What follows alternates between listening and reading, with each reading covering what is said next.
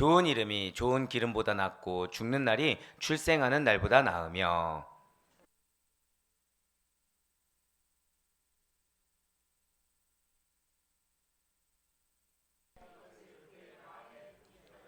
슬픔이 웃음보다 나음은 얼굴에 근심하는 것이 마음에 유익하기 때문이니라. 지혜자의 마음은 초상집에 있으되 우매한 자의 마음은 혼인집에 있느니라. 아멘. 할렐루야. 오늘도 변함없이 그 반응을 영적인 반응으로 이렇게 하루의 시작을 하나님과 함께하는 것을 주께서 기쁘게 받으시사 나의 삶 가운데 영적인 반응에 대해서 기억까지도 함께하시는 하나님을 믿는 믿음으로 특별 새벽 기도에 나오신 우리 모든 성도님들을 주님으로 환영하고 축복합니다. 이 새벽에 우리는 전도서를 통해서 은혜 받는 귀한 시간을 가지고 있어요. 아마 여러분들이 봤던 전도서 말씀 중에 어떻게 보면 오늘 말씀, 지금까지 봤던 말씀 중에 오늘 말씀이 제일 이해가 안 되는 말씀일 수도 있으실 것입니다. 그런데 이 안에 담긴 의미는 굉장히 우리에게 은혜가 되는 깊이 있는 메시지라는 사실을 기억하시면서, 자, 지금 전도자는 4장부터 5장까지는 무엇을 말씀했다고 여러분들 기억하고 계십니까? 인간의 허물을 가중시키는 불행들에 대해서 열거를 했어요. 그러고서 이제 6장부터 8장 13절까지는 이것을 극복하기 위해서는 해 위에 계시는 하나님과의 바른 관계를 가져야 된다. 그러면서 우리가 어떻게 해야 된다? 실천해야 된다. 우리의 행동으로 그 관계의 바른 관계를 증거해야 된다라는 것을 솔로몬이 이야기한다라는 것을 우리는 잘 알고 있습니다. 그리고 7장부터 8장 13절까지가 바로 그 바른 자세에 대해서 명확하게 나오고 있는데요. 그 가운데서 오늘 본문 말씀은 저를 따라 고백하실게요. 영원한 본질. 네, 우리가 추구를 해야 된다는 거예요. 영원한 본질에 대해서 우리가 추구를 해야 무엇이 나오는 것입니까? 바른 행동이 나올 수가 있다는 거죠. 그러니까 우리가 목표로 향하는 바가 이쪽인데 이쪽이 갑자기 뜬금없이 나올 수가 있는 것이 아니라는 거예요. 우리가 이쪽을 원하면 방향을 어디로 돌려야 되는 것입니까? 이쪽 방향을 봐야 된다는 거죠. 즉 우리는 영적인 공동체입니다. 믿으십니까? 영적 공동체에 속한 그리스도인들은 영적인 사람들이라는 거예요. 그러기 위해서는 반드시 영원한 본질, 그 영적 세계가 되는 영원한 본질에 속한 자에 합당한 추구를 해야 된다는 거죠. 자, 먼저 그래서 전도서 7장 1절 말씀은 세상에서 누리는, 절대 한번 고백하실게요. 일시적인 호사. 예, 이걸 기억하시면 좀 더 편하실 겁니다. 세상에서 누릴 수 있는 일시적인 호사보다는 영원히 남는 명예가 더 낫다라고 말을 하고 있다는 거예요. 일시적인 호사보다 무엇이 낫다고요? 영원히 남는 명예, 이것이 더 낫다라는 거죠. 이것이 무슨 말씀일까요? 전도서 7장 1절에서 한번 보시길 바랍니다. 좋은 이름이 좋은 기름보다 낫고 죽는 날이 출생하는 날보다 나으며. 예, 처음부터 지금 약간 어려워요. 지금 빨간색 글씨 보시면 서두에 뭐라고 나와 있습니까? 좋은 이름이 좋은 기름보다 낫고 라고 나와 있습니다. 오늘은 그냥 좀 써놓으시면서 들으시면 좋을 것 같아요. 여기서 이름은 진짜 뭐 임동현 할 때 나오는 아델포이 교회 할 때 나오는 그 이름이 아닙니다. 여기서 이름은 뭘 말씀드리냐? 명예와 평판을 말을 하는 거예요. 이름이 무엇이라고요? 명예, 평판. 자, 그리고 좋은 기름, 여기서 말하는 좋은 기름은 무엇이냐? 자, 이거 저따 고백할게요. 물질의 부요함. 그러니까 우리가 말하는 기름, 막 오일을 얘기하는 것이 아니라 물질의 부요함을 말을 해준다는 거죠. 그러니까 조금 이제 이해가 조금 쉬우실 것입니다. 그러니까 과거나 지금이나 시대를 가리지 않고 물질의 부요함을 말하는 사람들이 있습니까, 없습니까? 많다는 거죠. 과거나 지금이나 물질을 쫓는 자들은 많다라는 거예요. 그러니까 세상의 성공 기준에 반드시 들어가는 것 중에 하나가 무엇입니까? 물질의 부요함이라는 거죠. 그 정도로 물질의 부요함에 대해서 사람들은 좋은 것으로 간주합니다. 그러니까 물질이 많으면 그래도 좋지 나쁘지 않아라고 여기는 것이 사람들이라는 거예요. 하지만 전도자는 지금 뭐라고 얘기하는 것일까요? 물질의 부요함보다 평판, 어떤 명예가 더 높은 가치가 있는 거야 라고 지금 평가하고 있다는 거죠. 자, 물질의 부요함보다 뭐가 더 좋다고요? 명예로움. 누가 너를 어떻게 평판하는지, 그 평가가 더 중요하다는 것입니다. 그러면서 1절 후반절엔 또 뭐라고 나와 있습니까? 1절 말씀 다시 한번 더 보시면 지금 후반절 붉은 글씨 보시면 죽는 날이 출생하는 날보다 나으며 라고 나와 있어요. 자, 그러니까 죽는 날이 태어난 날보다 낫다고 하고 있다는 거죠. 자, 사는 여러분들, 우리 아델포의 교회에 이제 머지않으면 2명의 새 생명이 나오게 됩니다. 어때, 기쁘십니까? 예, 기쁘죠. 근데 예를 들어서 갑자기 장래가 났다고 생각해 보시길 바래요. 근데 제가 앞에서 2명이 출세한 것보다 이 장래가 훨씬 더 기쁩니다 라고 제가 갑자기 설교단에서 얘기했다고 생각해 보세요. 이런 웃음이 나오는 거죠. 이제 우리 목사님이 뭘 잘못 드셨나?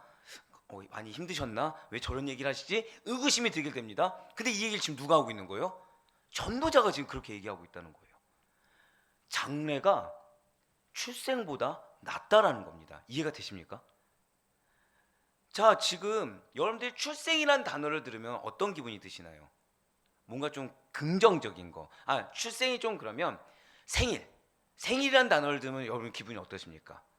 좋죠. 뭔가 설레고 들뜨고 뭔가 기대감이 또 있고, 그러니까 긍정적인 마인드, 긍정적인 감정을 품게 하는 단어가 생일, 출세, 무언가 태어났다, 이런 비슷한 뜻을 포함한 단어가 될 것입니다.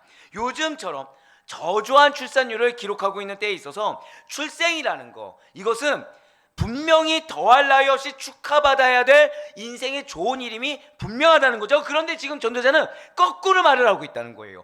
죽는 날이 출생하는 것보다 쉽게 설득이 안 된다는 거죠. 그렇습니다. 지금 전도자는 좋은 기름과 출생하는 날이 좋아, 그러니까 물질의 부요함과 태어난 날이 좋아라는 일반적인 인식과는 전혀 정반대되는 충격적인 말을 하고 있다는 거예요. 왜 이겠습니까? 전도자는 지금 좋은 기름, 그러니까 물질의 부요함과 출생하는 날, 이 두 가지는 세상에서 누리는 일시적인 호사로 표현하고 있는 거예요. 자, 물질의 부요함과 인생에 태어난 것, 생일, 출생, 이걸 뭐라고 표현한다고요? 일시적인, 세상에서 누리는 일시적인 호사로 표현을 하고 있는 거고요. 좋은 이름, 그러니까 명예와 평판이라고 말씀드렸습니다. 그리고 죽는 날, 이거는 절대 고백하실게요. 영원히 남는 명예, 그렇게 표현하고 있다는 거예요. 그러니까 우리가 생각하는 인간적인 기준에서의 물질의 부요함, 그 다음에 생일, 출생, 이런 뜻이 아니고요. 인간적인 어떤 명예, 평판, 그리고 죽는 장래, 이렇게 판단해서는 안 된다는 것이죠. 그렇다면 지금 제가 인간적이라는 말로 팁을 좀 드렸어요. 지금 무엇이 일시적인 호사고 무엇이 영원한 명예인지에 대해서 이 두 부류를 나누는 근거가 되고 있는 것이 무엇이겠습니까? 오늘의 핵심이에요. 이 두 가지를 나누는 핵심이 무엇일까요? 자, 이거 절대 고백할게요. 믿음의 눈. 이거의 중요성을 지금 이야기하고 있는 겁니다. 그렇습니다. 믿음의 눈으로 바라보았을 때 의인의 삶에서의 좋은 이름이라는 것, 즉 명예라는 것은 좋은 기름, 즉 재물의 부요보다 더 낫다라는 것입니다. 누구의 삶에서요? 의인의 삶. 믿는 자의 삶에서의 명예. 믿는 자의 삶에서의 명예가 무엇이겠습니까? 저 따라 고백하실게요. 나는 그리스도인입니다.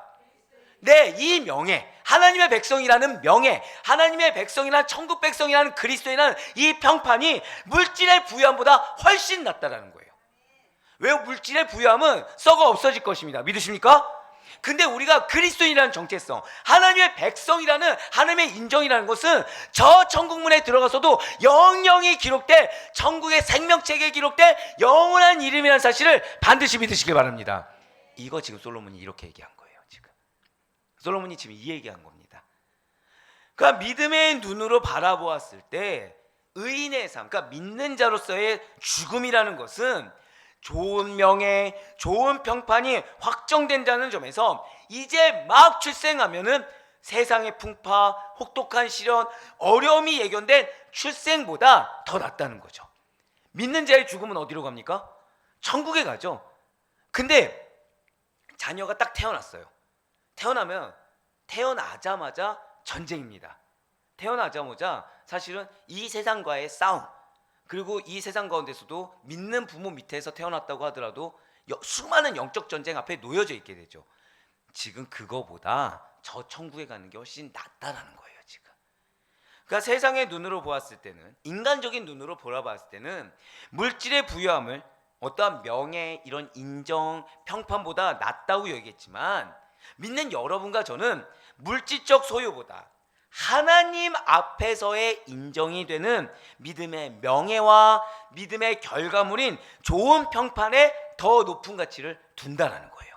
그러니까 지금 1절 말씀이 결국 누구 앞에서의 인정을 얘기하는 것입니까? 하나님 앞에서의 인정을 얘기하는 거예요. 하나님 앞에서의 이름이 인정되는 거, 하나님 앞에서의 그런 우리의 그동안 믿음의 여정 가운데 인정받을 수 있는 상급, 그런 좋은 평판, 이것이 훨씬 더 낫다라고 지금 솔로몬이 얘기하고 있다는 거죠. 세상의 눈으로 보았을 때 이 출생이라는 것은 탄생의 흥분, 탄생의 이후의 여정에 대한 기대를 가져오는 즐거움의 날이 맞습니다. 하지만 믿는 우리들에게 있어서 출생이라는 것은 마냥 좋은 것이라고 볼 수가 없다는 거죠. 죄악과 부조리가 만연한 세상에서 불확실한 삶을 시작하는 것이기 때문에 하나님 품 안에서의 안식이 되는 죽는 날, 저 천국으로 입성하는 그날이 훨씬 더 낫다라고 지금 솔로몬은 여기고 있다는 거예요. 그런데 여기서 문제가 있어요. 물질의 부유함보다 명예와 평판이 더 낫다라는 전도자의 말에는 그래도 나름 동의가 될 수 있다는 거죠. 왜? 우리가 하도 많이 배웠잖아요. 물질은 썩어 없어질 것입니다. 믿으십니까? 이 말에 다 아멘이 나옵니다. 하나님께서 우리를 인정해 줄 것이 훨씬 낫습니다. 아멘? 하면 다 아멘이 나온다는 거예요. 그런데 쉽사리 납득이 안 되는 말은 그 다음 말이에요. 무엇이냐? 왜 우리 그런 말이 있죠? 고생과 질고가 있는 세상에서 빌어먹더라도 죽는 것보다 이 세상이 낫다. 왜 그런 말 있잖아요. 그러니까 왜 빌어먹더라도, 그러니까 이게 비하는 말이 아닙니다. 그러니까 정말 비천한 위치에 처하더라도 죽는 것보다 사는 게 낫다라는 말을 우린 많이 들어봤어요. 그러니까 이게 근데 죽는 것보다 그래도 고생하더라도 이 땅 가운데 여정이 낫다라는 생각을 비단 세상 사람들만 하는 게 아니라 믿는 분들 중에서도 그렇게 여기는 분들이 있다는 거죠. 그래서 지금 전도자가 말하는 죽는 날이 출생하는 날보다 낫다라고 말하는 이 명제에 사실 잘 우리가 수긍이 되기가 힘들다는 거예요. 너무 믿음이 좋으신 거 아닙니까 지금? 여러분들은 너무 수긍을 잘 하시는데요 지금. 근데 우리가 이 말씀 앞에 인본주의적인 생각과 기준을 버리고 이 말씀 한번 보시길 바라요. 진실로 우리의 정체성이 무엇입니까? 우리의 정체성은요, 이 세상에서 누리는 일시적인 호화로운 사치보다 무엇이 더 중요합니까? 저를 따라 고백하실까요? 영원한 본질. 그것이 중요하다고 믿는 그리스도인이 우리의 정체성입니다. 저 천성의 삶을 사모하는 자들이 바로 저와 여러분의 본질이라는 거죠. 그러니까 고생과 수고가 다 끝나는 날 육신의 장막이 거치게 되면 우리는 부활의 새 몸을 입고 하나님 곁으로 가게 된다는 거예요. 그때 하나님께서 사랑하는 누구누구야, 너가 나를 위해 죽도록 충성했구나, 끝까지 믿음을 지키고 순종하고 헌신했구나라고 칭찬받게 된다는 거예요. 그렇기 때문에 태어난 날보다 그 하나님께 인정되는 날, 하나님께 상급받는 그날, 죽는 날이 더 낫다라는 전도자의 주장은 한 번 더 저를 따라 고백하실게요. 영원한 본질.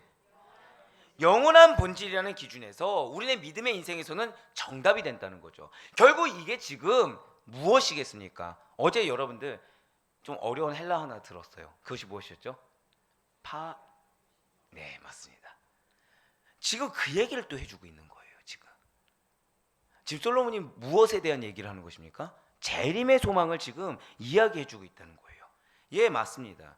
파루시아의 삶에 대해서 지금 솔로몬은 이야기하면서 우리가 궁극적으로 어디를 바라봐야 될 존재인지를 지금 다시 한 번 더 이야기해주고 있다는 것이죠. 이어서 오늘 보면 전도서 7장 2절부터 4절까지는 경박한 즐거움보다 인생의 영원한 본질을 추구하는 진지함이 더 낫다라는 거예요. 지금 공통된 단어가 또 나왔습니다. 공통된 단어가 무엇이죠? 영원한 본질이에요. 영원한 본질. 영원한 본질을 추구하는 진지함이 훨씬 낫다라는 것입니다. 먼저 2절 말씀 한번 보실게요. 초상집에 가는 것이 잔치집에 가는 것보다 나으니 모든 사람의 끝이 이와 같이 됨이라. 산자는 이것을 그의 마음에 둘지어다. 아멘. 지금 말씀해 보시면 2절 서두에서도요, 1절과 흡사하게 지금 또 말을 해주고 있습니다. 자, 사랑하는 여러분들, 잔치집이 좋습니까? 초상집이 좋습니까? 예, 사실 그게 맞잖아요. 근데 지금 여기 뭐라고 말하죠? 또 거꾸로 이야기하고 있는 거예요. 잔치집보다 무엇이 좋다고 지금 나와 있습니까? 초상집에 가는 것이 좋다고 한다는 거죠. 그러니까 이러한 전도자의 말은 앞서 1절에서 죽는 날이 출생한 날보다 낫다라면서 죽음에 대한 가치를 훨씬 더 출생보다 탄생보다 더 높게 평가한 것과 매우 흡사한 이야기입니다. 그러니까 여기서의 잔치집이라는 것은요, 먹고 마시며, 자 절대 고백할게요, 인생을 즐기는 곳. 네, 인생을 즐기는 곳, 먹고 마시면 인생을 즐기는 곳이라는 의미를 갖고 있어요. 그러니까 이것은 어떤 결혼이나 자녀의 출생 등과 같은 경사가 있는 곳, 이렇게 볼 수가 있다는 거죠.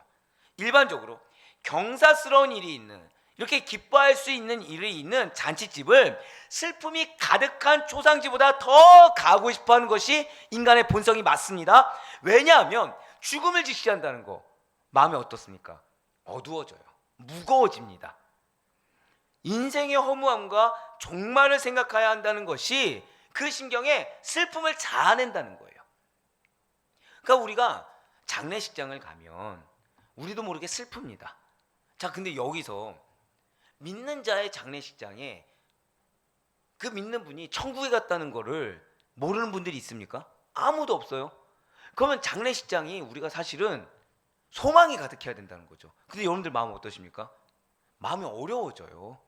마음이 무거워집니다, 사실은. 예, 그것이 인간이라는 거예요.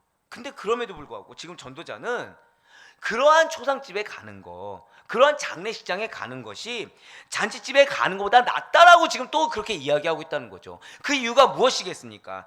먼저 잘 들으시길 바라요. 이건 앞으로 여러분들이 우리가 어떤 장례 절차를 밟는 데 있어서 우리의 마음이 이래야 할 것입니다. 장례식장에 가게 되면 거기에 방문한 사람은 그 인생의 마지막에 도달할 지점이 무엇을 보게 됩니까?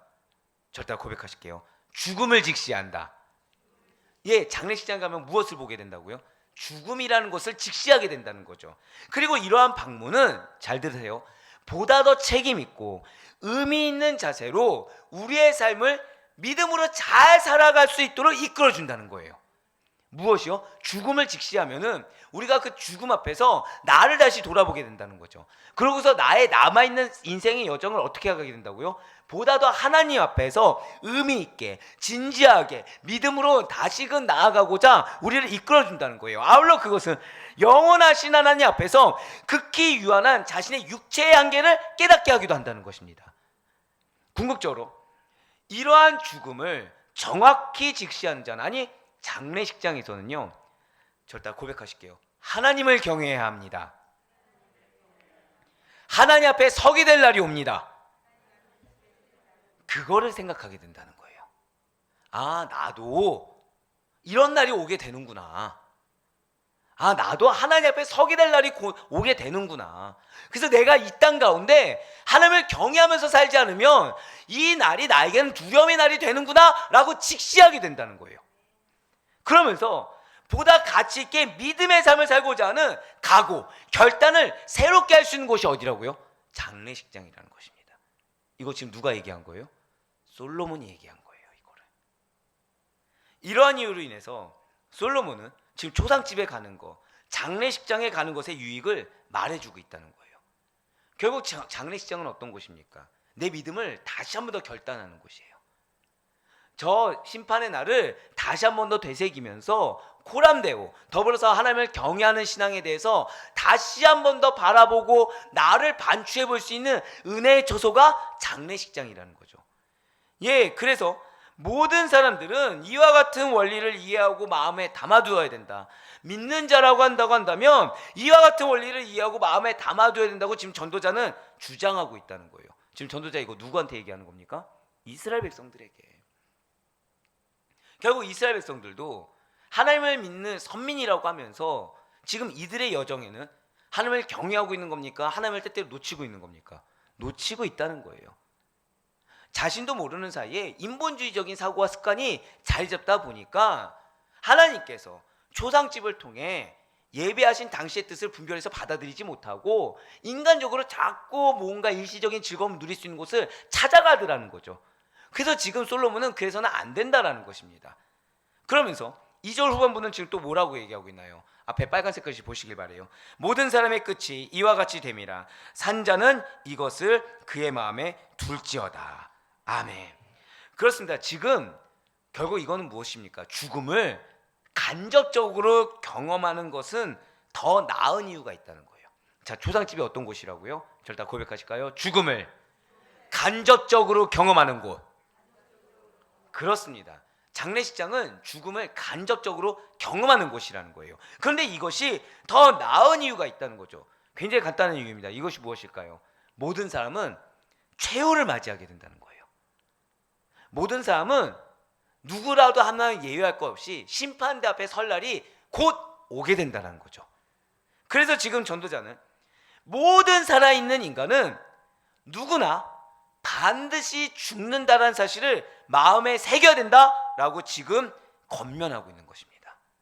왜냐하면 죽음을 목격하는 그 경험을 통해서 인생의 짧음을 깨닫고 인생을 올바르게 사용하겠다는 생각을 가져야만 하는 곳, 그런 목적으로 하나님이 두신 곳이 어디라고요? 초상집이라는 거예요.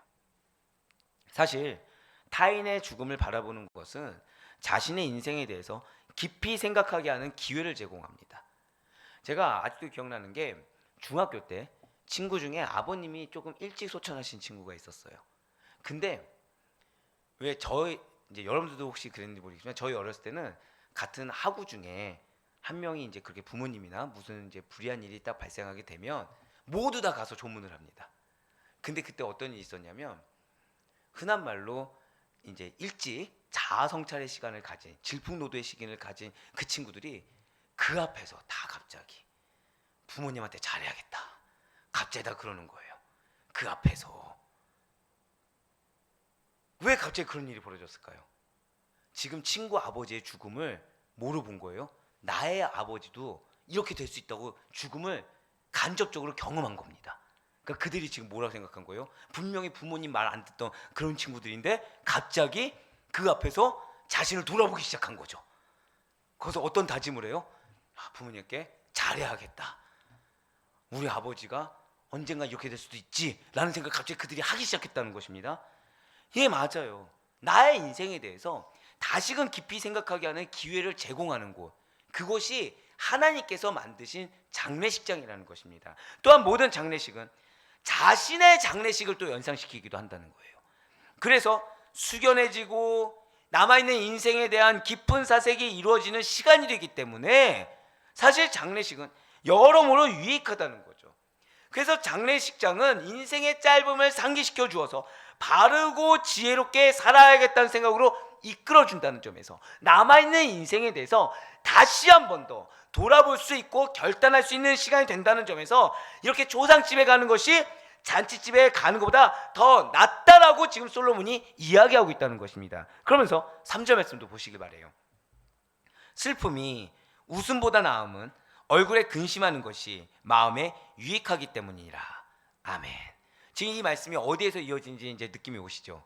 2절에서 이어지는 거예요. 자, 여러분들 장례식장이 어떻죠? 막 기뻐서 웃는 곳입니까? 슬퍼하는 곳입니까? 슬퍼하는 곳이죠. 자, 근데 그 슬픔이 뭐보다 낫다고요? 웃음보다 낫다는 거예요. 그러니까 웃음은 어디에 있습니까? 잔치집에 있잖아요. 그것이 더 낫다는 거죠. 자, 진실로 슬픔이라는 감정은 두 가지죠. 하나님으로부터 오거나 아니면 사람에 의해서 불려 일으켜지는 고통에 대한 비참한 심경을 나타내는 데 사용되는 단어가 슬픔입니다. 그리고 지금 여기서 말하고 있는 웃음이라는 것은 우리가 오해하지 말아야 돼요. 그러니까 어떤 진리를 깨닫고 그것을 행하면서 하나님의 뜻을 분별하는 데서 오는 고상한 즐거움, 영적인 즐거움이 결코 아닙니다. 세상적인 기쁨이라는 거죠. 그래서 이후에 보게 될 전도서 7장 6절에 어리석은 자의 웃음이라는 게 있어요. 그와 동일한 단어입니다. 지금 이 단어는. 그러니까 지금 여기서의 웃음은 뭐라고요? 어리석은 웃음. 그러니까 웃지 말아야 될 때 하는 웃음. 일시적인 거, 사라지고 말, 허탄한 거, 그런 거라는 거죠. 그러니까 지금 전도자는 세상에서 오는 가볍고 일시적인 즐거움이 아니라 그 진지한 생각 속에서 진지한 신앙의 고찰 가운데서 영원을 바라봄으로 오는 통찰력이 오히려 참된 기쁨을 가져다 주는 거야 라고 지금 그렇게 이야기하고 있다는 거예요. 그리고 이것은 결코 손쉽게 얻을 수 있는 기쁨이 아닙니다. 환난과 고통 속에서 탄심하면서 신음하다가 마침내, 왜 우리가 그 고난의 십자가 앞에서 정금같이 전된다고 하잖아요. 그렇게 정금보다 귀하고 소중한 진리, 삶의 진정한 이유와 목적을 깨달음으로 얻게 되는 기쁨이 된다는 거죠. 그러면서 전도자는 결론을 이제 이렇게 말을 합니다. 오늘 보면 마지막 절 전도서 7장 4절 말씀 보시길 바래요. 지혜자의 마음은 조상집에 있으되 우매한 자의 마음은 혼인집에 있느니라. 아멘. 지금 2절과 3절과 4절이 이어진다는 건 아마 지금 느낌이 오셨을 겁니다. 그러니까 지금 4절은 2절과 3절의 결론부에 해당하는 말이에요. 그러니까 마음이 초상집에 있다는 것이 결국 무엇일까요? 나의 관심과 생각을, 자, 절 따라 고백하실게요. 죽음의 문제, 거기에 집중시킨다는 거예요. 믿는 자들로서 이 죽음의 문제에 대해서 포커스를 맞추어서 행한다라는 거죠. 그러니까 마음이 즐거운 집에 있다는 것은 무엇입니까? 나의 관심과 생각을, 절 따라 고백하실게요. 쾌락의 문제, 쾌락의 문제에 집중시킨다는 거예요. 결국 오늘 말씀은 여러분들에게 던진 질문은 딱 두 가지입니다. 신앙의 문제에 집중하고 있느냐, 쾌락의 문제에 집중하고 있느냐, 이거예요. 왜 우리가 교회론을 배우지 않았습니까? 내가 지금 바른 성도로서 맞는지는 무엇으로 구분할 수 있다고 말씀드렸어요? 이것이 신적 존재로서, 영적인 존재로서 던지는 질문인지 아니면 인간적으로 인적인 마음에서 나오는 질문인지, 이걸 구분해 보시면 영적 분별이 있다고 말씀을 드렸습니다. 비슷한 뉘앙스라는 거죠. 지금 무엇입니까? 내가 지금 나의 관심사가, 나의 생각이 인간적인 감정에서 오는, 그 쾌락이라고 해서 다 무조건 즐거움은 아닙니다. 인간적인 감정, 생각, 느낌, 계획, 여기에 지금 집중해서 나오는 관심과 생각인지, 아니면 믿음에 대해서, 저 심판에 대해서, 천국 백성으로서는 그 그리스도인의 정체성에서 오는 관심과 생각에 집중하고 있는 것인지, 바로 그 의미를 함축하는 말씀이 몇 절이라고요? 4절 말씀이라는 거죠. 전도자는 후자의 마음, 즉 마음이 즐거운 집에 있다는 것을 어떤 마음이라고 지금 규정했습니까? 우매한 자라는 거예요. 우매자의 마음. 그렇습니다. 우매자는 영적인 문제에 대해서 무관심합니다. 그 마음이 육신적인 즐거움에만 치우쳐져 있어요. 그러니까 내가 지금 어떻게 느끼느냐, 이게 너무 중요합니다. 내 감정, 내 감각이 너무 중요한 거예요. 어디에는 지금 둔감하다고요? 영적인 문제에 대해서는 무관심합니다. 이것이 얼마나 영적 가치가 있는지, 하나님의 얼마나 큰 영적 비밀과 계획이 있는지, 이거는 관심이 없어요. 입술로는 어떻게 말할까요? 이스라엘 백성들이니까 입술로는 하나님의 일에 관심이 많다고 하는 거예요. 하나님의 일에 쓰임받기 원한다고 하는 거예요. 근데 정작 관심과 집중은 어디에 쏠려 있습니까? 내 육신적인 거. 근데 이거를 내 감정이 좋든 나쁘든 지금 전도자는 뭐라고 표현하고 있어요? 다 쾌락이라고 얘기하고 있다는 거죠. 왜요? 내 감정과 내 지성이 풀리는 것이기 때문에. 분명 전도자는 생활의 즐거움을 추구하라라고 이전에 말을 했습니다. 하지만 그것은 맹목적인 육적인 쾌락이 아니라는 거예요. 하나님께서 주시는 참되고 선함에 아름답게 우리나라의 계수함을 가르치사 지혜의 마음을 얻게 하소서라는 기도를 떠올리게 하는 생활의 즐거움이라는 거죠. 자, 시편 90편 12절 말씀을 마지막으로 우리 다 같이 한번 더 읽겠습니다. 시작. 우리에게 우리나라의 계수함을 가르치사 지혜로운 마음을 얻게 하소서. 아멘. 우리에게 주시는 마지막 말씀이 바로 이거예요. 이 말씀으로 우리 자신을 비추어 보면서 생활 가운데 여러분들에게 허락된 즐거움을 누릴 수 있어야 되는 것이지, 내 육체적인 쾌락에 집중하여서 그 즐거움을 누리고자 해서는 안 된다라는 거죠. 언제나 여러분들의 관심과 집중이 어디에 쏠려 있어야 된다는 것입니까? 영적인 문제. 저 천성의 다다를 그날 재림의 소망을 가지고 살아가는 자들이 되어야 되는 것이지, 눈앞에 놓인 일시적인 것에 도취돼서 나아가서는 안 된다는 것입니다. 지혜로운 마음을 얻길 바라야 된다는 거예요. 우리나라는 개수함이 있습니다. 결국 이것은 무엇일까요? 한계가 있다는 거예요. 그 끝이 존재한다는 거죠. 진실로 우리는 세상의 즐거움, 쾌락, 인본주의적인 즐거움과 쾌락을 사랑하고 그것에 빠져서 인간의 본질적인 운명조차, 그것이 무엇입니까? 심판 때에 반드시 선다, 죽음이 우리 앞에 다가올 날이 머지 않았다라는 그 운명조차 외면하고 살아가는 자들이 우리가 결코 아니라는 것입니다. 여러분과 저는 언제 어디서든지 마치 마지막을 살아가듯이 성실하게 나를 돌아보면서 진실하게 믿음으로 살아가며 그 믿음을 증명하는 자들, 이것이 우리의 본질이라고 말하는 솔로몬의 오늘 말씀을 기억하시길 바라요. 우리가 갖고 있는 인간적인 인식을 빨리 깨 부수고 믿음의 인식을 하라라는 이 솔로몬, 믿음으로 관심과 집중을 영적인 부분에 쏟으라는 이 솔로몬의 외침을 들을 수 있는 여러분과 제가 되길 간절히 소망합니다. 그리고 사랑하는 하나님 보이교회 성도 여러분들, 장차 우리가 맞설 그 죽음, 또 그 죽음 너머에서 생생하게 만나볼 하나님을 바라보시길 바래요. 지금 그냥 하나님이라고 말씀 안 드렸습니다. 우리가 맞서게 될 죽음 너머에 계신 하나님이세요. 결국 우리가 하나님을 볼 때 능력의 하나님을 바랍니다. 내 삶 가운데 은혜 베푸신 하나님을 바랍니다. 그런데 우리의 참된 능력이 무엇입니까? 구원이에요. 구원. 우리의 참된 은혜가 무엇입니까? 구원입니다. 죄에서 승리한 거예요. 그런 하나님으로 먼저 바라보라는 거예요.